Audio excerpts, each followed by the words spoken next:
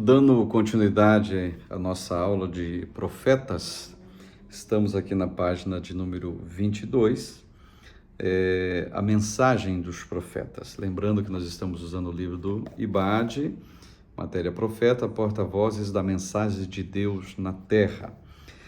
A mensagem dos profetas estava ligada ao futuro, mas também ao presente. Ao futuro é predição. Vamos colocar aqui ao presente, são exortações e incentivos. Nesse sentido, a aplicabilidade da mensagem dos profetas, estamos no âmbito do Antigo Testamento. Eles denunciavam o cenário em que estavam inseridos e prediziam aquilo que haveria de acontecer. Tudo que faltava estava debaixo da autoridade divina. A expressão que nós já frisamos, assim diz o Senhor, reverberava que quem estava falando era o Deus Todo-Poderoso. Logo, a mensagem era de extrema relevância e significado. Quando um homem no Antigo Testamento, reconhecido como profeta, abria sua boca e introduzia sua mensagem dizendo assim diz o Senhor, a expectativa é o seguinte: o próprio Deus vai falar através daquele homem.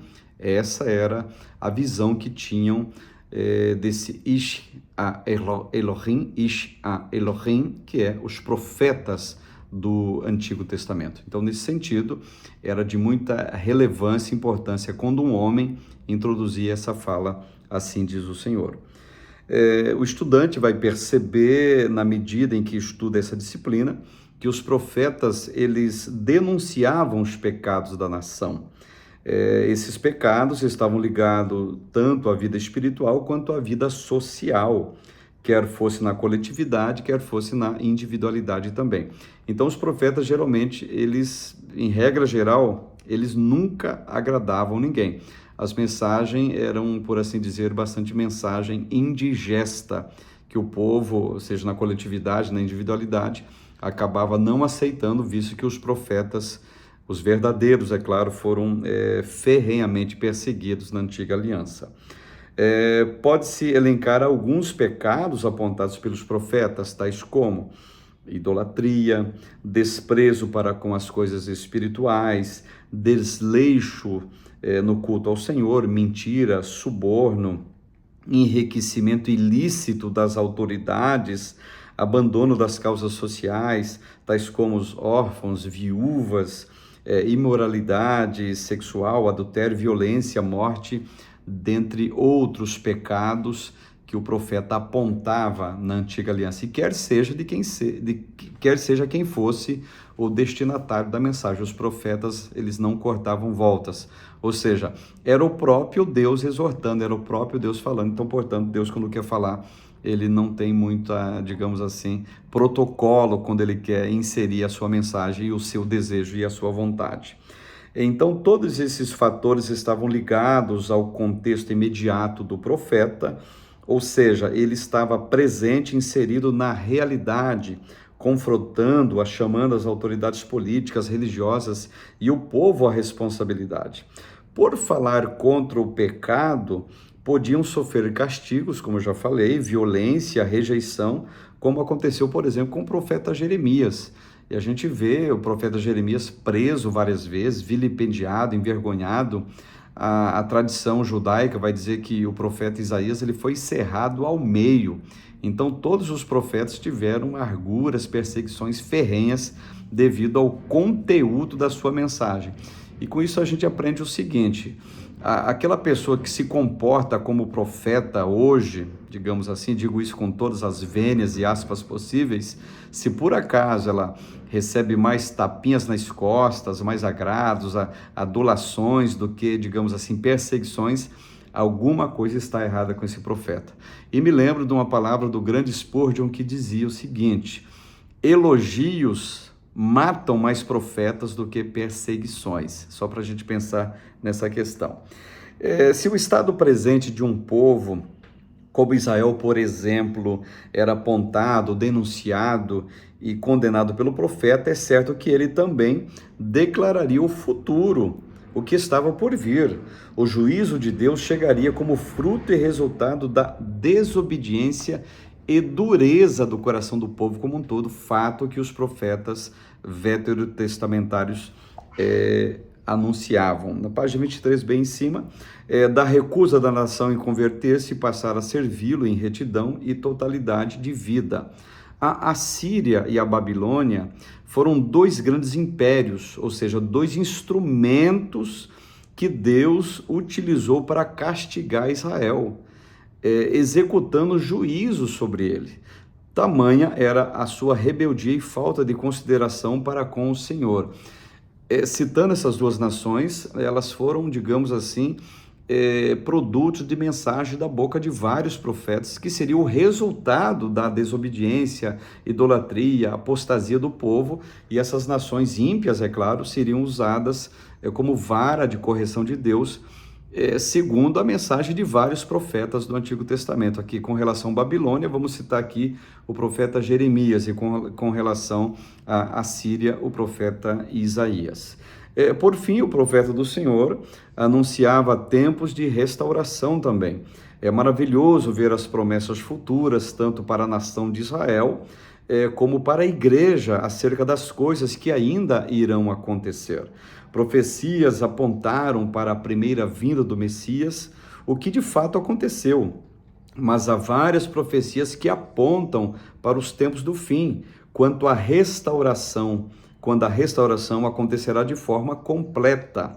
Logo, o profeta do Senhor era alguém que tinha a mensagem de motivação, esperança e persistência, pois o Senhor vem. É interessante considerar o que o Will e o Walton diz acerca disso, abre aspas aqui para eles na página de número 23. Cada uma das mensagens tem relevância para o público do profeta e para nós, não tanto pela informação oferecida sobre o presente ou futuro, mas pela revelação a respeito de Deus. Deve-se lembrar que a profecia fazia parte da autorrevelação divina.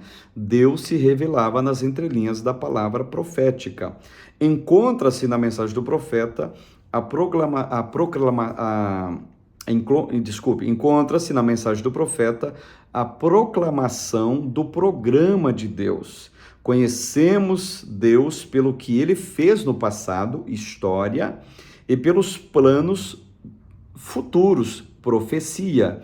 Então, Deus se conhece pela história e Deus se conhece por profecia. Nesse sentido, o fato de a história e a profecia fluírem juntas em um plano singular, soberanamente projetado e executado, deve produzir profundo temor ao Criador do plano, que no caso é Deus. Classificação dos profetas, aqui na página de número 23 estamos. Os profetas do Antigo Testamento estão classificados entre maiores e menores.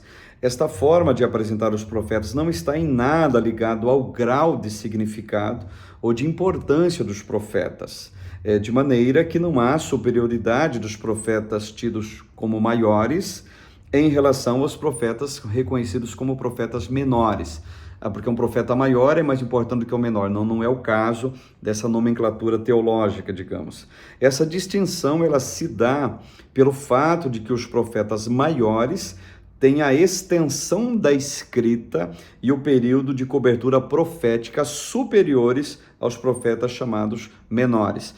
Em linhas gerais e bem simples, quem escreveu mais é um profeta maior, quem escreveu menos é um profeta menor, para que vocês entendam. Portanto, essa nomenclatura está ligada ao tamanho do livro e ao período de tempo em que o profeta foi usado pelo Senhor. Aqui é uma questão mais, por assim dizer, literária do que de importância nesse sentido.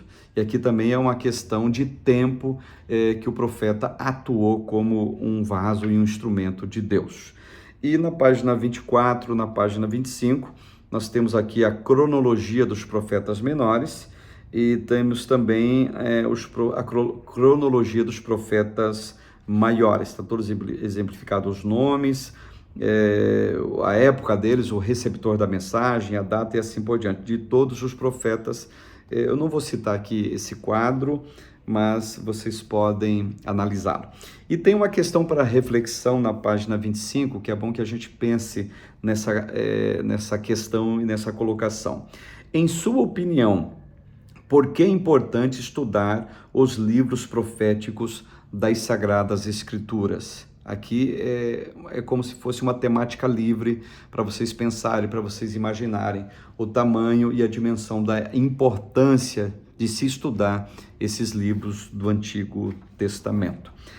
Página 27, capítulo de número 2, Oséias, o imensurável amor de Deus. Os profetas menores têm início com a mensagem do amor de Deus para com o seu povo, expressa por Oséias. Interessante que esse bloco de profetas, digamos os profetas menores, que nós já entendemos do que se trata, ele começa justamente com a mensagem de amor. Olha só que interessante, a graça de Deus ela sempre esteve encapsulada, sempre esteve escondida ali no Antigo Testamento e gradualmente ela vai se revelando até se tornar uma graça que eu chamo aqui de graça plena revelada na pessoa, evidentemente, de Jesus Cristo. E por falar em Jesus Cristo, basicamente todos os profetas que falavam no Antigo Testamento, mesmo que fosse juízo, eles sempre apontavam para vou chamar aqui de luz acesa no fim do túnel, que é a pessoa do Messias, a pessoa de Cristo, que nós já conhecemos no Novo Testamento, a revelação total dele, vendo o quanto a mensagem do Antigo Testamento era correta, era de Deus, era Deus informando o que iria acontecer futuramente. Então, historicamente, uma aliança de amor, reverência, obediência e adoração exclusiva fora estabelecida entre Deus e Israel. Porém, notadamente, a nação descumpriu as regras dessa aliança, voltando-se para a idolatria e as práticas contrárias à vontade do Todo-Poderoso. E mesmo em meio a essa ruptura por parte da nação, é claro, Yahvé demonstrou seu profundo amor, desejando restaurar com a sua amada nação o verdadeiro relacionamento fiel, assim como o esposo é fiel para com a sua esposa. Então, nesse capítulo, ou todo do livro de Oséias, a gente vai entender exatamente o contexto que se trata do imensurável, do profundo amor de Deus, que em plenitude é exatamente o que versa João 3,16, o texto áureo, digamos, das Escrituras, que Deus amou o mundo de tal maneira que deu o seu Filho. Vamos colocar assim, gente, os profetas vieram, não aceitavam as mensagens, era o mesmo amor revelado, era a mesma graça revelada, mas eles não aceitaram o Antigo Testamento. E no Novo Testamento, este amor se tornou palpável, se tornou tangível, se tornou em carne, em sangue. É como João escreveu, que o Verbo se fez carne e vimos a sua glória. E como Paulo também escreveu, e esse mesmo Verbo ele foi obediente até a morte e morte de cruz. Então, autoria e data de Oséias. O profeta Oséias é aceito amplamente como sendo o próprio autor do seu livro. Estou na página 27. A palavra do Senhor que veio a Oséias, Oséias capítulo 1, verso 1. Ele era filho de Beeri. Estudiosos afirmam que o fato de seu pai ter sido citado pode indicar que o profeta ocupava uma certa posição social. Isso é cultural. Quando se cita o nome do pai de alguém, é que essa pessoa está inserida num contexto social relevante e reconhecido. O nome Oséias é oriundo do profeta Oséia, que significa salvação ou livramento. Josué precede da mesma raiz dessa palavra, Yoshua e Oséia. Dois nomes que são parecidos em termos etimológicos, mas eles significam salvação, o livramento. E de acordo com Bento e Plácido, dois eruditos, eles citam o seguinte acerca de Oséia ou de Oséias, página 28. Não há citação a respeito do seu chamado ao ofício, profético no caso, mas informes do livro nos permitem saber algo sobre a sua personalidade. Somos informados pelas Escrituras que ele era afetuoso e compassivo, à semelhança de Jeremias, e não há e não tão austero quanto o profeta Elias. Oséias, ele foi contemporâneo, ou seja, viveu na mesma época do profeta Isaías, do profeta Amós e do profeta Miqueias.